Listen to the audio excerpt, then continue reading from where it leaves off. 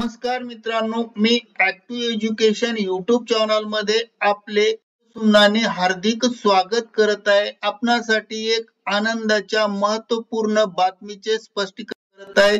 तर चला, आपला जास्त वेळ न घेता मी स्पष्टीकरण करत आहे. आपल्या समोर एक लाईव्ह चित्र दिसत आहे. महाराष्ट्र विधान परिषदेमध्ये हे एक विशिष्ट आमदार आहेत. यांनी 20 डिसेंबर 2024 रोजी एक अत्यंत कर्मचाऱ्यांच्या दृष्टिकोनातून प्रश्न मांडला आणि त्या संदर्भात आपण आज माहिती पाहणार आहोत.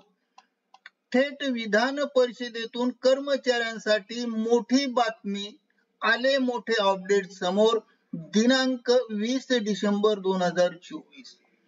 बातमीचे शीर्षक आहे, सरकारी कर्मचाऱ्यांसाठी मोठी बातमी, थेट विधान परिषदेतून आली मोठी अपडेट, जाणून घ्या त्या संदर्भातले मोठे अपडेट.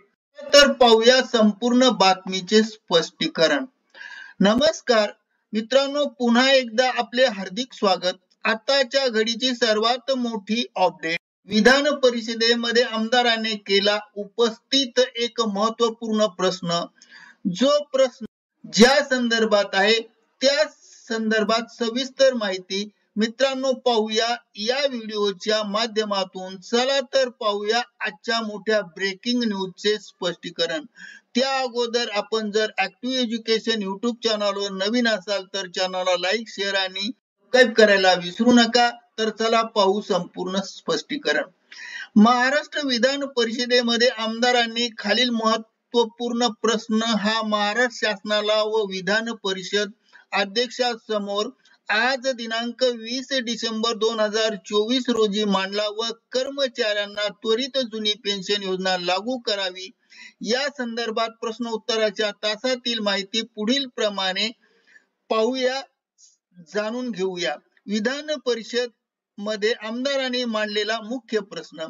राज्याचे कर्मचाऱ्यांची ही मागणी आहे की, म्हणजेच महाराष्ट्र राज्यातील कर्मचाऱ्यांची, सर्व कर्मचाऱ्यांची, शासकीय व निमशासकीय कर्मचाऱ्यांची मागणी आहे की राज्यातील कर्मचाऱ्यांना 1982 ची कुटुंब निवृत्ती योजना जशाच तशी मान्य करावी, लागू करावी. यासाठी आम्ही अनेक दिवसापासून आंदोलनाच्या माध्यमातून शासन दरबारी ही मागणी आम्ही रेटत आहोत, असे आमदार म्हटले. परंतु या ठिकाणी शासनाने नुकतीच सुधारित राष्ट्रीय वेतन योजना किंवा पेन्शन योजना सुरू केली आणि करण्याचं मान्य केलं. यूपीएस योजना लागू करण्याचं मान्य केलं. आमची मागणी तर कर्मचाऱ्यांना ओपीएस म्हणजे जुनी पेन्शन योजना करण्याची ही मागणी मंजूर झाली पाहिजे. म्हणजे ओपीएस योजना ही मागणी मान्य झाली पाहिजे, मंजूर झाली पाहिजे. यूपीएस मध्ये खऱ्या अर्थाने कर्मचाऱ्याच्या माध्यमातून जे कॉन्ट्रीब्युशन घेण्यात येते, पगारातून आलेल्या कॉन्ट्रीब्युशन वर डल्ला मारण्याचे काम या यूपीएस योजनेच्या माध्यमातून राज्यकर्त्यांनी या ठिकाणी केले आहे. कर्मचाऱ्यांची मागणी आहे की जुनी पेन्शन योजना जशीच तशी मिळाली पाहिजे.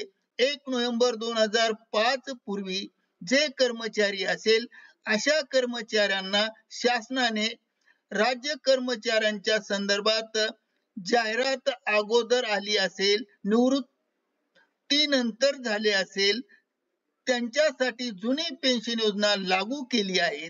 त्याच धर्तीवर शासनाने जुनी पेन्शन योजना लागू करावी. 1 नोव्हेंबर पूर्वी जे कर्मचारी सेवेत आलेले आहे, अंशतः अनुदानाचा टप्पा आहे, नंतर मिळाला असेल तर या कर्मचाऱ्यांनाही त्याच धर्तीवर जुनी पेन्शन योजना लागू करण्याचे शासनाने मान्य करावे, लागू करावे. या संदर्भामध्ये कर्मचाऱ्यांच्या मनामध्ये सतत असंतोष फार मोठा पसरत आहे आणि हा असंतोष जुनी पेन्शन योजना लागू करून दूर करावा आणि शासनाकडे या संदर्भाने मागणी आमदारांनी केली आहे.